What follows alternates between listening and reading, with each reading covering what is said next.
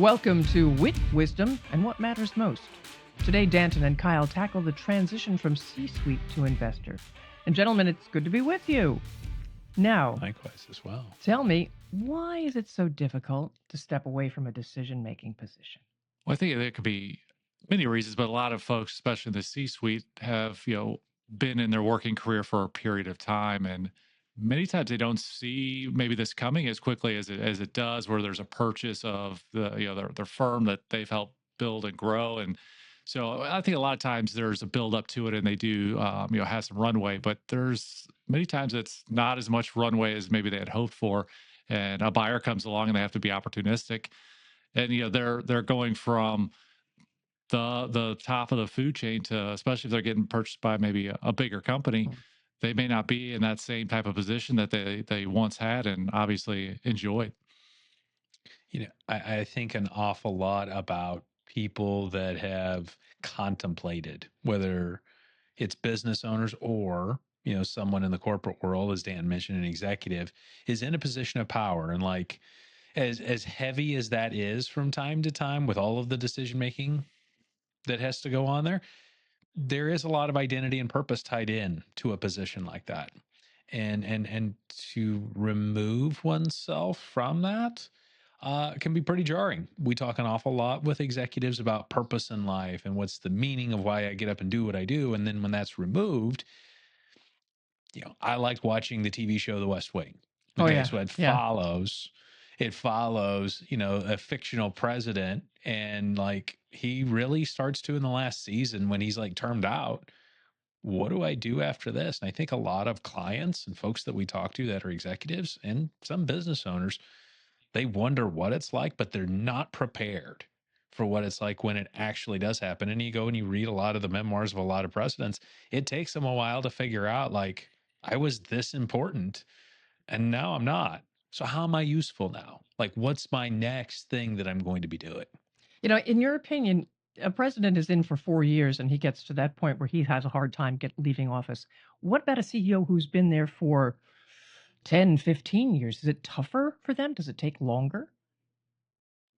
Yeah, certainly, I would say the longer they've been there, the more difficult it's going to be, and maybe not the same thing because you have a little more control over it, but certainly as they head into retirement, that is something we're discussing all the time, and maybe one of the more difficult things is transitioning from you've got a purpose every single day, as Kyle was mentioning, and then all of a sudden, what has been your purpose for 10, 15, maybe 30 years isn't the same anymore. There could still be purpose, but it's definitely not the same purpose. And so, that's one of the conversations I think is invaluable, is just talking through what is that day-to-day life really going to look like once the C-suite goes away. And to that point, that was an excellent question, Patrice, because like, again, if you go back to the president side of things, it's written in the Constitution. You have 2 terms and you're out. It's written in there. So in permanent ink, it's written in there. However, for like an executive, a CEO, it could be a takeover to where here today, gone tomorrow. It could be a long glide path out. You just don't know. So back to the president analogy, like I think psychologically it creates a little urgency because you do have some parameters of when you're going to be out. But for a CEO, I think someone that's been there longer, where especially it's, out of the blue, it's possibly a lot harder because you're having to make this shift. You don't get as much time to prepare for tomorrow as you would maybe in some other instances. Maybe where it's more planned out, maybe where there's a longer runway or a glide path. And I think that's why you see certain executives, Bob Iger at Disney comes to mind. They plan year-long transitions, so they technically has a year to think about what's next. And part of that's done for their successor to bring their successor up to speed. But in a way, it's also kind of a bone to that departing executive as well, to figure out what life looks like, because you're going to walk in one day, and in Bob's case, he walked in one day and he took his Disney name tag off. He put it on the desk and he didn't put it on the next day. But sometimes they come back. But and Bob did. He did. So with the daily responsibilities, as in Bob's case, he put his name tag down and that was it. But the daily responsibilities, they disappear. What do you do? Mhm. What do you do with yourself? Yeah, I think that's certainly the most difficult part for a lot of these, executives, and many times, the buyout is the goal, where their compensation has been set by the board to direct them to get to the point where they can be a buyout. And you've worked, 10, 15, maybe it was a shorter run, maybe you only had 5 years, but your job was basically to get this company ready for this buyout, and you accomplished that, which hopefully is great. And you did, receive the compensation, but now that was a big drive in your life. And now all of a sudden you're going to just go play golf. I mean, I love to golf as much as the next guy, but it's, and maybe it is more challenging in some ways. Uh, but I think the level that, comes from, and hopefully golf isn't that much stress in your life, that comes from, the C suite to, taking these positions and all the people that you got to know and really took along for this ride as well and were helping, it's all gone, and almost overnight. A lot of times, you can stay on as far as transition, and there's certainly opportunities maybe to serve on the board, but the reality is that day to day responsibility is not going to be the same probably ever. And that can be an adjustment if you don't start thinking through that, because a lot of times that big, compensation package at the end is enough to, get you in Mm, head like a deer in headlights. But soon as that's gone, you got to realize there's something, there's, that's it. And you've got to find another way to stimulate your brain and keep your brain going, but also, just fill that time that was an all day, every day, at night, sometimes, and weekends and holidays, part of your life. I agree 100% with what Danton is saying here. And that's where, you know, not only in what we do, but also like career coaches, life coaches, personal boards of directors. So, like a Yeah. lot of our high powered executive level clients, they will have people in their lives. It's like a mini accountability group, it's like a personal board of directors. They help ask the questions of that person. Okay, so when this is done, what's going mm, to be the next thing? You didn't get here by happenstance. You were a driven person. You have a certain level of intelligence, drive, wit, the whole 9 yards to get to this place. All of that's not going to go away overnight. You're not going to go from, or at least we don't recommend, like back in the day out in the desert, they used to test these powered sleds, which were wild when you watched them. Like they would shoot these people down these rails with rockets behind them, and then they expected them to like stop in a certain period of time or distance. No, that's not what happens with executives either. Yeah. So it's having people around you that are asking questions to figure out how you're going to apply your God-given gifts and talents to the next thing. I was been very it was a very big benefit to me to watch one of the partners on our team working with him for a very long time before we moved here, and now watching him transition out. He went from running a practice solely to having partners to now exiting, and watching what he's doing to apply the same skill, expertise, and whatnot to the next phase of his life is pretty inspiring. He's no longer running the practice or has a hand in running the practice. He's still taking the skills and the tools and the brain power that he has to apply it to other things. Um, so I think that's one case where it's pretty cool to watch, but I think he would be the first one to tell you that when he woke up the morning after kind of like the deal was done, what do I do? yeah. So where do you find your purpose? And when should you find your purpose? Well, hopefully before the deal is done, I is maybe the obvious answer.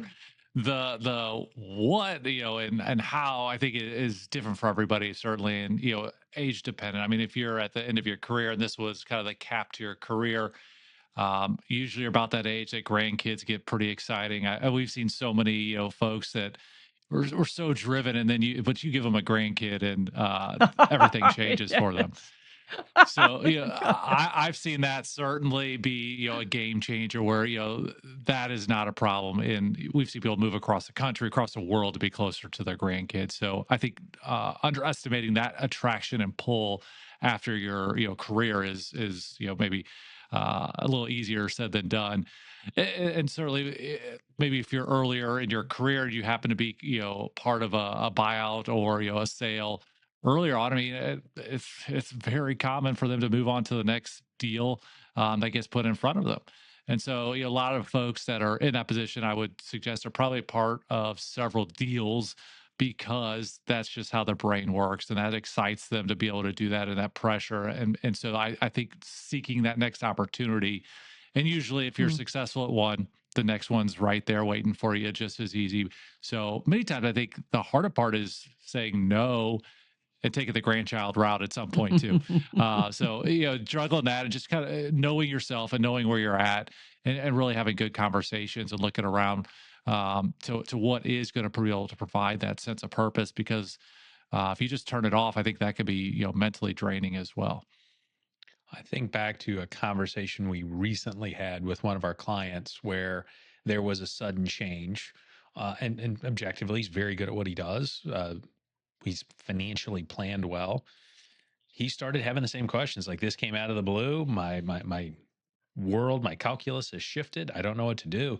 And honestly, the advice to him at that point was take a breath. Like, you don't have to jump right into the next thing.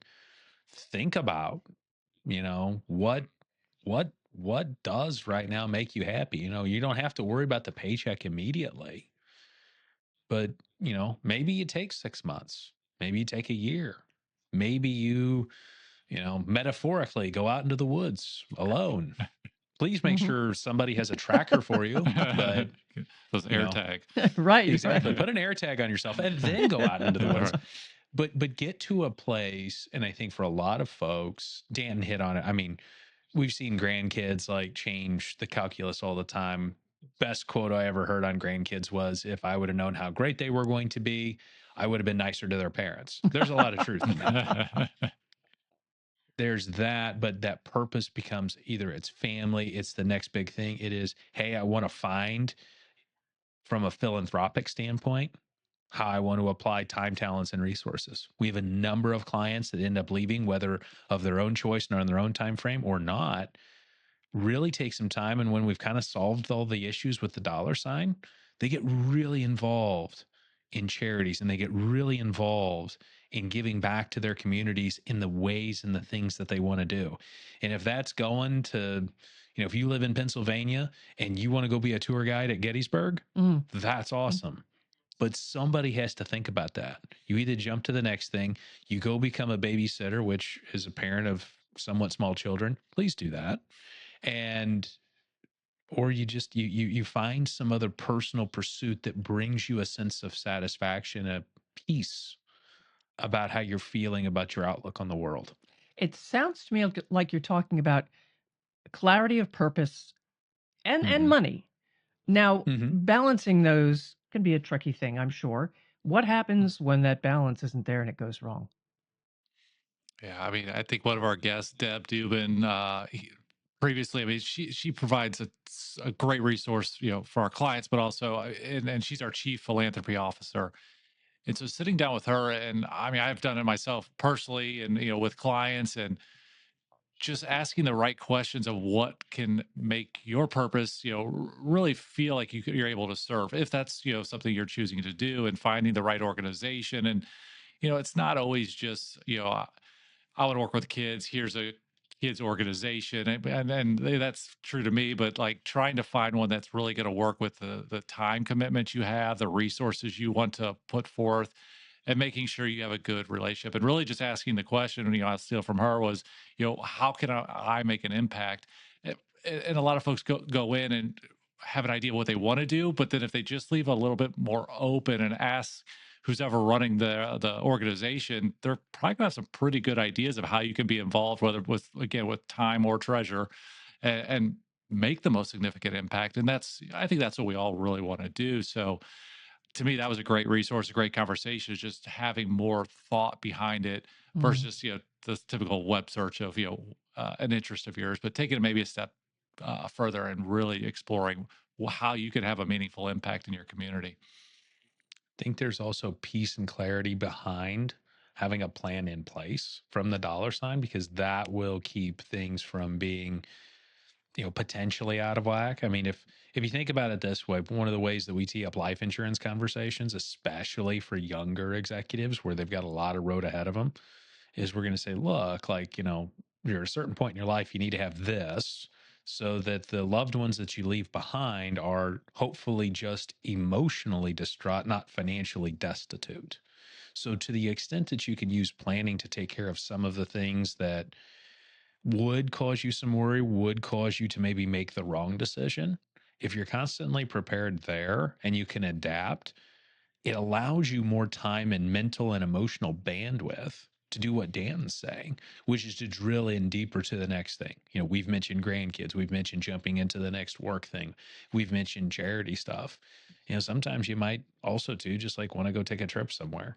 And maybe that's the thing. Like Dan and I met with so many people over the years that said, I had a pocket of time in my career where we could go to Europe for a month. And they did. They didn't wait till like the end of the plan to do it. But it was a quick conversation to figure out, hey, the ship just turned hard right. I'm no longer on that ship. Is it okay if I go with my spouse to Europe for a month and just kind of think things through? And the best conversations we get to have are, yes, go figure this out. Let us know how we can help. I mean, it's probably going to be, we send you some money to do it, but go take that trip because, you're proud, especially for someone younger in their career, you're going to want to go back to work. There's still, I can't necessarily say the word on a podcast, but you've still got enough chutzpah, maybe that might be a good word, to go out and tackle something else, but you need to take a break. And when else are you going to get to go on a trip of a lifetime while your knees and your hips and everything like that are still in good shape? To go figure that out as well too. So that's where some of the financial element comes into play. So which comes first then, the planning or the intention? Or does the intention drive the planning, vice versa? Which, in your experience, what have you seen? Yeah, I mean, it's I think you kind of figured it out already. It's circular. We'll do a plan and help lead to another iteration of the plan where things have changed. And so, when we're talking to clients, and this isn't necessarily unique, but breaking down the goals and the needs, wants, and wishes. And part of that is dreaming big. So the wants are things we have to have covered, which that's if things don't go well, like we need to make sure that's covered. But the wishes are the side of the brain that we start thinking about, well, what if we did get this valuation and what if there is a buyout? Yeah, I would like to, buy a yacht or a car or, send the grandkids to college or what. Everybody's got something that they just really wish they could do if things go maybe even better than planned. And I don't think we talk about that enough. And things do go better than planned a lot of the time. But people just are, and myself, we're generally pessimistic, and we do the plan, and we are very pessimistic in it as far as we want our assumptions go. But the reality is, things do go well for people all the time, and if we're not thinking about that as an option, that could be a problem because you can just all of a sudden have this great deal to get bought out and you weren't prepared for it. If you weren't prepared for it, you may say no because you just weren't ready for it. So I think having kind of that in your back pocket that you've thought through, what if something comes up that's just unforeseen and really amazing? What am I going to do? And so we like to have those conversations just as well because they do happen and we should be thinking about them. We should, have something at least in reserves that if this happens, what am I going to do versus getting there and going, oh yeah, I can't do that. It's, it seems too good because you never thought about it before. I will say that in my experience, the planning leads. And here's why. I think all of us want to have a decent life through the end of our time walking Earth. We can plan for that. We can figure out, like, if nothing changes from today, if we just kind of stay on somewhat of a linear path, what does it look like? And if we've covered that home base, then I think we get into what Danton's talking about, like, holy smokes, we get this valuation or this windfall shows up or someone comes knocking with this offer. And then that introduces an abundance of resources into what was already a solid, well covered forward plan. So now we get the chance to dream big. Full disclosure, if one of those ships comes in on this end, Dan, I'm going to train my replacement for a while, but then I'm getting out of here to go cook barbecue and do some other things. But that's very much, though, in that, hey, if things went above and beyond any of our wildest dreams, we still had home base covered. Yeah. You know, and that's where I like to go back to. Like, I think having a general idea, because you might say no to a really attractive offer if you don't know how that attractive offer is going to affect the base. If you don't know if the base is covered, you might not think that offer's enough. Yeah. And you might dismiss it.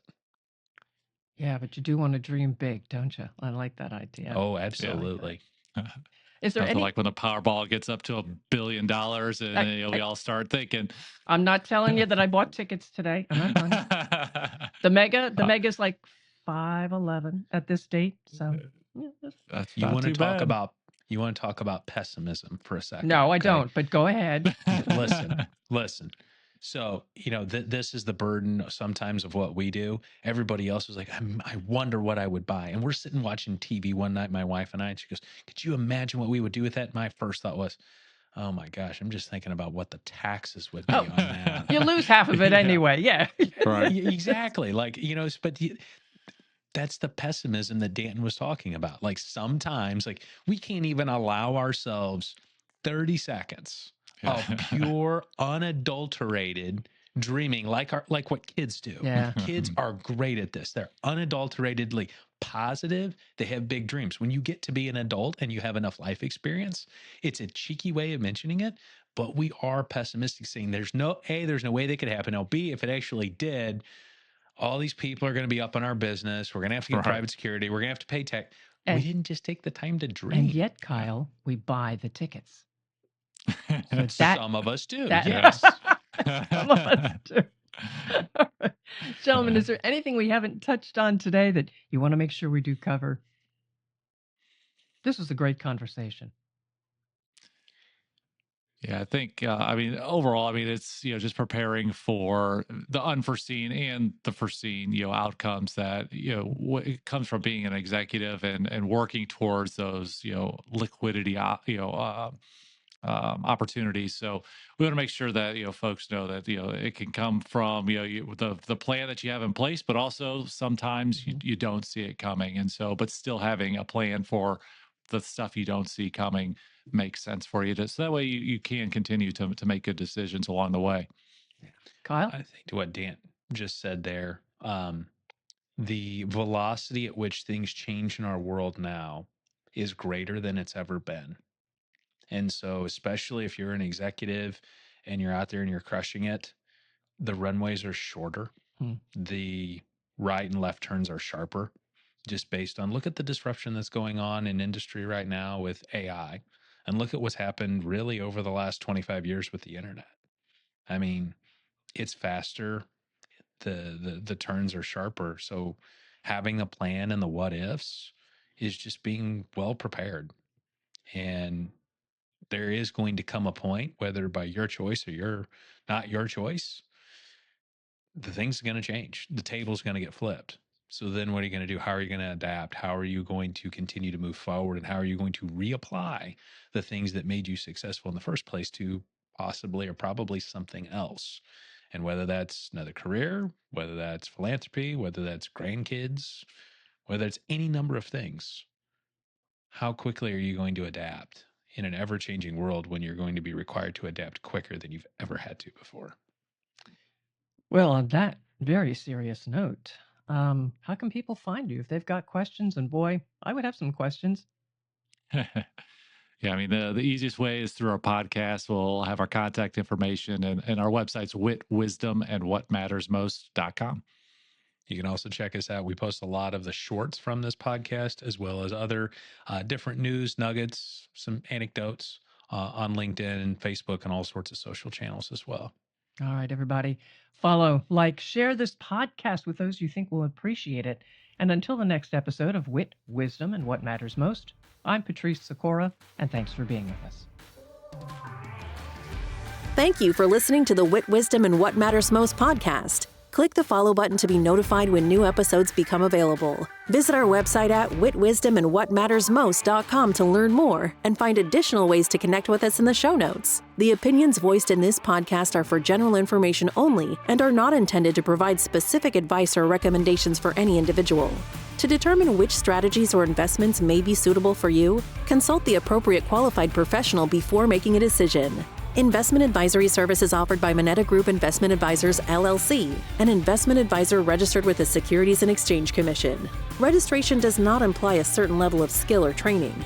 The information discussed in this podcast is for informational and educational purposes only and represents the views and opinions of the guest and/or host and does not necessarily represent the views and opinions of Moneta. You should consult with an appropriately credentialed professional before making any financial, investment, tax, or legal decision.